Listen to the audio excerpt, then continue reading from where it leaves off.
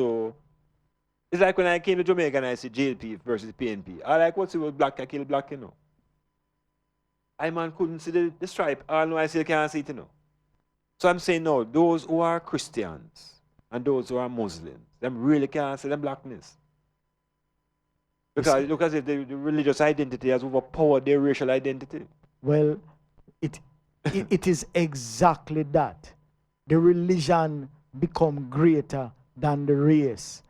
And where you're going is to the limits of the religion, wherever it take you. But you see, race has to be submerged in order to embrace either of these two alien philosophies. True. If you're going to be a good Muslim, you're not going to be able to be a good African. And you know, it's really about surrendering, you know. Because both of them require you to surrender. Yes. Surrender your identity. Surrender your consciousness and follow. Follow Allah or follow Jesus Christ. No, Rastafari, stand up.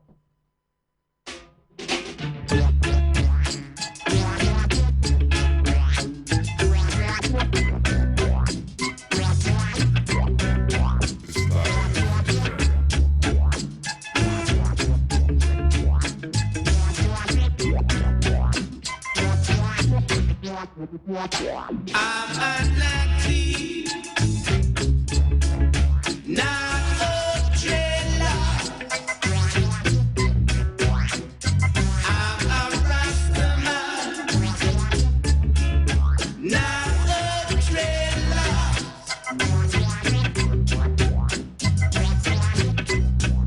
See my Nazi tray.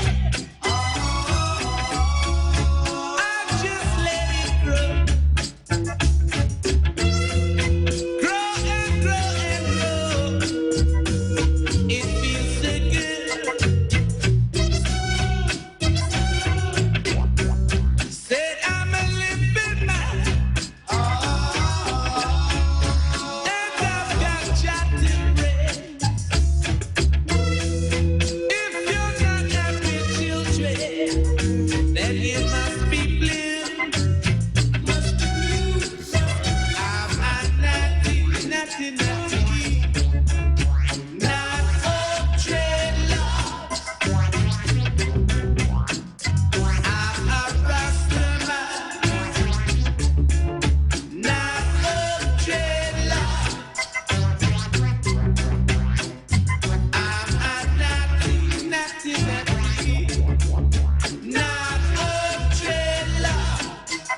Yeah, you're hearing the sounds of Jacob Miller.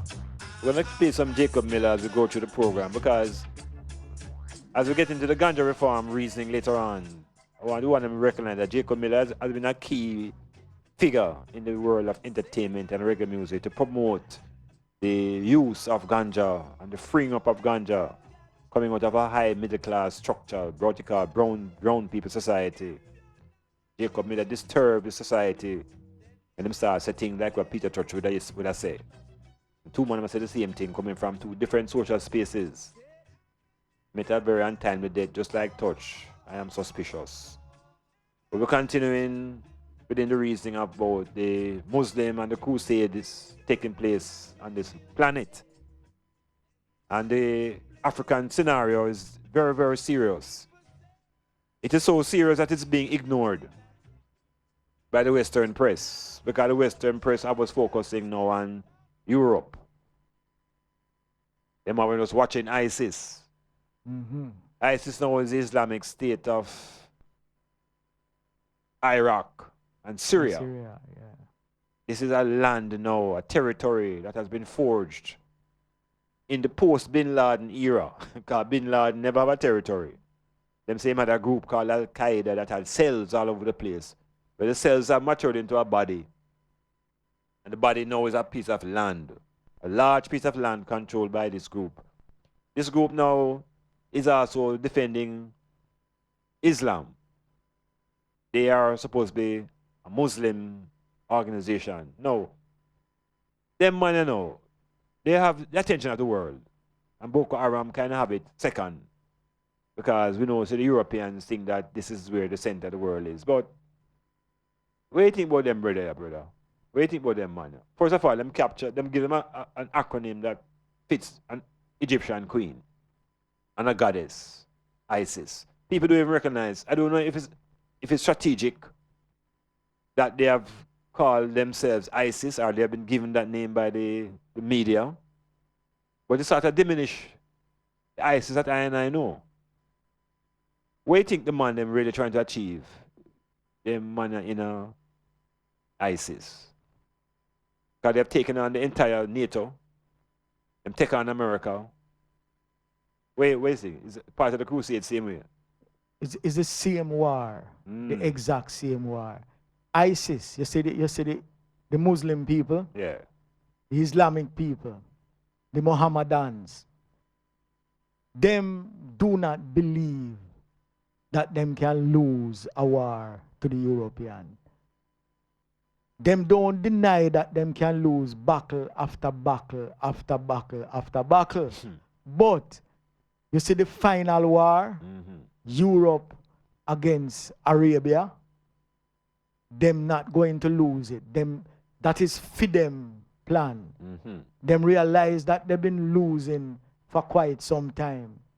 But they will not stop creating situations for conflict with the European. It don't matter how many of them die.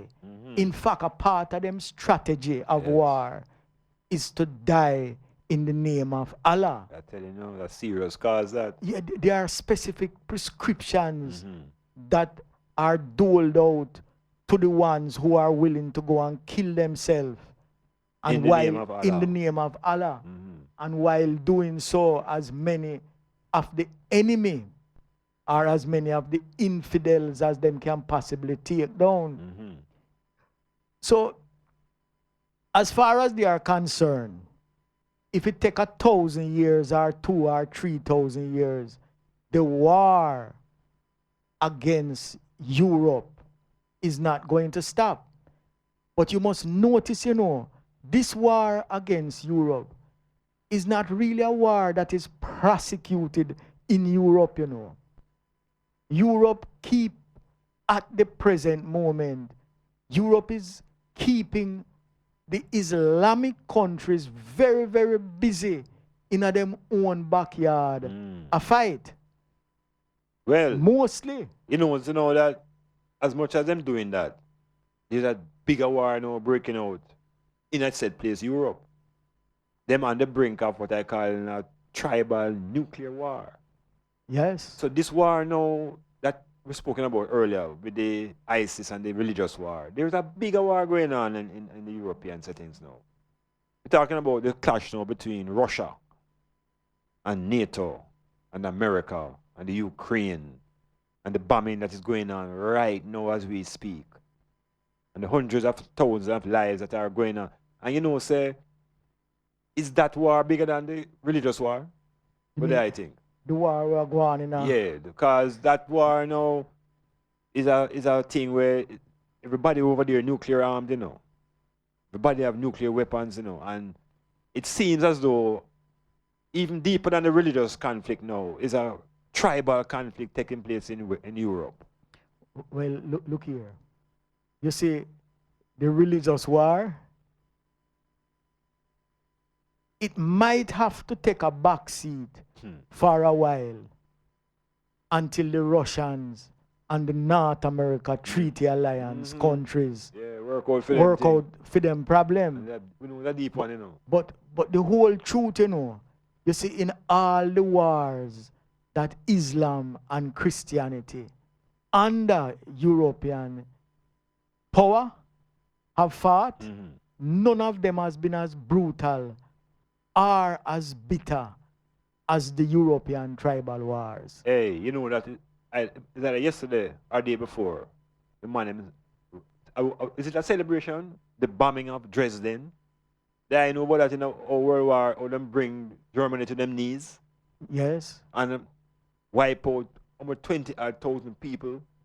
And the man, them, the Americans and the Englishmen, them bomb out the belly out of Germany. Yes, I recall. Them say it's the most brutal thing ever happened between humanity, you know. A lie them a tell. A lie. Yeah. Where The say most brutal thing ever happened is that Middle Passage African journey, slave man. trade, man. When them a dash way Yes, overboard. Yeah, no comparison. You know? No The most comparison. brutal thing is the 300 years where them have with down in bondage and the captive condition right here in the Caribbean. You see them little war where them have down in Europe and them a kill them one another. Yeah. That no mean nothing to I. Iman blood was shed from the time the slave ship come until right here now it's still a shed. So if they want to bleed, where so make them bleed. If them want bleed, Yeah. make them bleed. Look here. One thing is sure, you know. You see the Islamic people them? Yeah.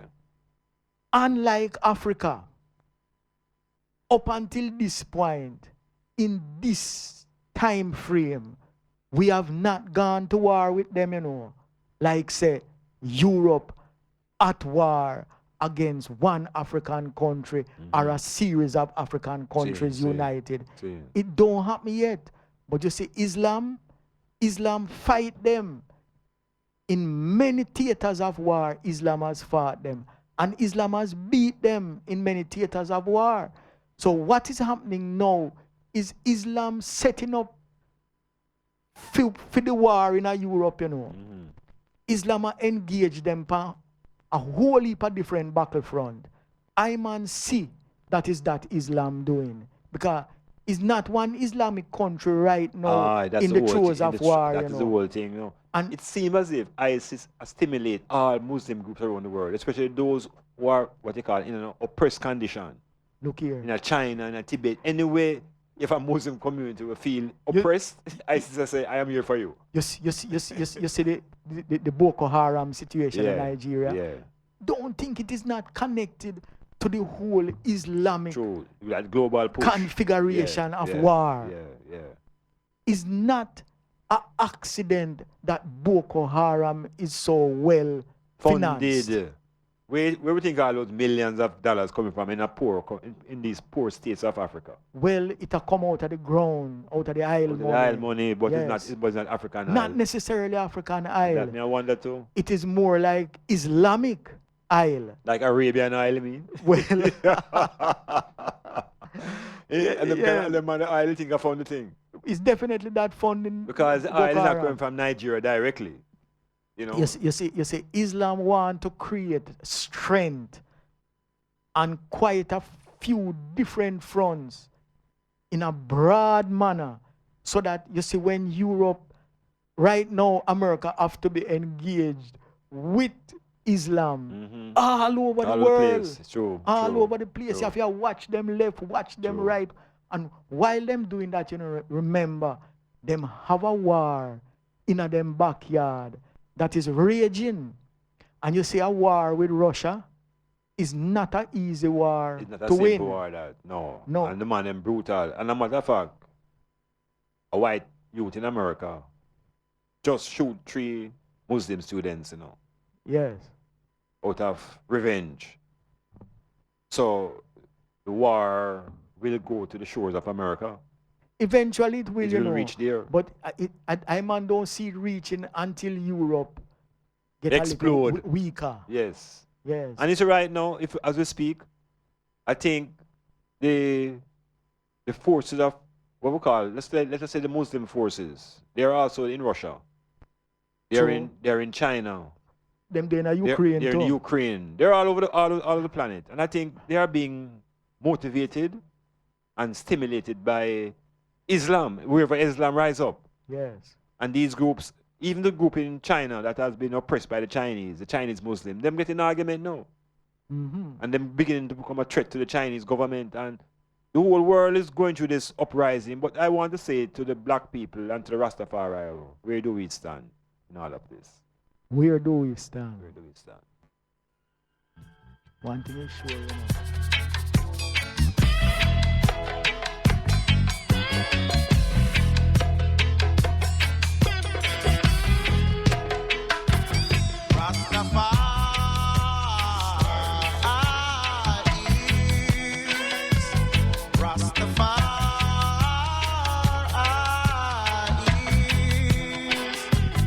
Yes, he is Lord of Lords and the Savior.